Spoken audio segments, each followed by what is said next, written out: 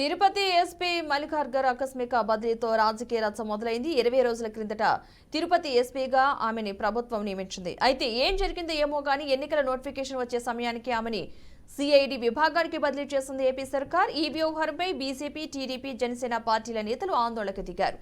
త్వరలో ఎన్నికలు జరుగుతున్న నేపథ్యంలో నిజాయితీ అధికారి మల్లికార్జునను ఆకస్మికంగా బదిలీ చేయడం ఏంటని ప్రశ్నించారు. దీని వెనుక ప్రభుత్వ పెద్దల కుట్ర ఉందని ఆరోపించారు. తిరుపతి ఎస్పీగా మళ్లీ మల్లికార్జుననే నియమించాలని డిమాండ్ చేశారు. నిరసనలు చేస్తున్న నాయకులను పోలీసులు ఎక్కడికక్కడ అరెస్ట్ చేశారు.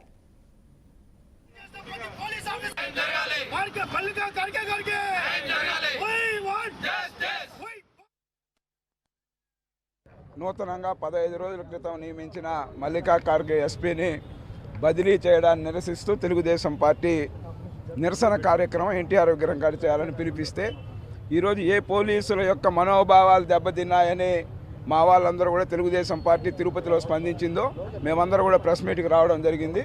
అదేవిధంగా పోలీసు అధికారులు కూడా ఈరోజు మా ఇన్ఛార్జి సుగుణమ్మని అక్రమంగా అరెస్ట్ చేయడం, అదేవిధంగా కార్పొరేటర్ మునికృష్ణ కానీ ఇతరత్ర వాళ్ళందరినీ అరెస్ట్ చేయడాన్ని తీవ్రంగా కూడా ఖండిస్తూ ఉన్నాం.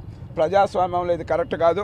ఒక ఎస్పీకి జరిగిన అన్యాయాన్ని ప్రశ్నిస్తే కూడా మా నియోజకవర్గ ఇన్ఛార్జి గారిని ఏదైతే వెస్ట్ పోలీస్ స్టేషన్కి తరలించడాన్ని తీవ్రంగా ఖండిస్తూ ఉన్నాం.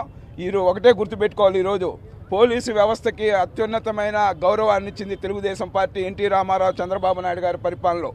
ఈ దేశంలోనే ప్రప్రదంగా కూడా ఇక్కడ పనిచేసిన పోలీస్ అధికారికి గౌరవంగా కూడా ప్రశంసా పత్రాలు అందుకున్న చరిత్ర ఒక తెలుగుదేశం పార్టీలోనే దక్కింది. ఈరోజు పోలీసులను అడ్డం పెట్టుకొని రాబోయే ఎన్నికల్లో గెలవాలని చూస్తున్న జగన్మోహన్ రెడ్డి గుర్తించుకో. ఏ పోలీసులను అడ్డం పెట్టుకున్నావో అదే పోలీసులు రేపు తెలుగుదేశం పార్టీకి అండగా, నీతి నిజాయితీకి అండగా నిలబడి ఈ రాష్ట్రంలో ఏదైతే తెలుగుదేశం జనసేన పార్టీ అభ్యర్థులను గెలుపుకు అంటే ప్రత్యక్షంగా కాదు, వాళ్ళు నీతి నిజాయితీకి ఎన్నికలు జరిపేదానికి కానిస్టేబుల్ దగ్గర నుంచి ఐజీ వరకు కూడా సిద్ధంగా ఉన్నారనే విషయాన్ని రేపు ఎన్నికల ప్రకటన వచ్చినాక నువ్వు చవి చూడబోతావని కూడా ఈ సందర్భంగా రాష్ట్ర ముఖ్యమంత్రిని హెచ్చరిస్తా ఉన్నాం. నిరసన కార్యక్రమం నవ్వాలా ఏడవాలో కూడా అర్థం కాల. పోలీసు ఒక మంచి పోలీస్ అధికారిని మార్చారు. ఆమె ఒక సమర్థవంతంగా నిర్వహిస్తూ ఉంది. ఆమె కర్తవ్యం ఆమె నిర్వర్తిస్తూ ఉంది. ఆమెకి మద్దతుగా ప్రజా సంఘాలు మద్దతు తెలుపుతూ ఉంటే పార్టీలు కానీ, ప్రతిపక్ష పార్టీలు కానీ, ప్రజా సంఘాలు ఆమెకు మద్దతు తెలిపాయి. తప్పేముంది? ఒక మంచి పోలీస్ ఆఫీస్కి మేము సపోర్ట్ చేస్తాం. ఆమె ఏమని చెప్పారు? అందరికీ ఒకేలాగా చూడండి, ఎలక్షన్ సజావుగా నిర్వహించండి, దొంగోట్ల మీద చర్యలు తీసుకోమన్నాడు. దానికి ఆమె ట్రాన్స్ఫర్ చేసేస్తారా?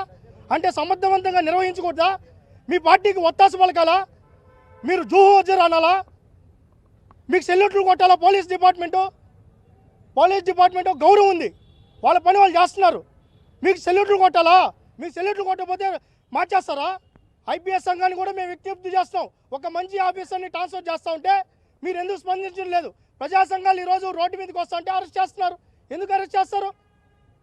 మేము కూడా పోలీసులను విజ్ఞప్తి చేస్తున్నాం. మీరు కూడా మంచి ఆలోచనలు, మీకు కూడా మంచి పోలీస్ ఆఫీసర్లు ఉన్నారు. మీకోసమే మేము కూడా మీకు మద్దతు తెలుపుతున్నాం. మీరు సమర్థవంతంగా నిర్వహించే విధులకి మేము ఎప్పుడూ మద్దతు ఉంటుంది. ఎలక్షన్ సజావుగా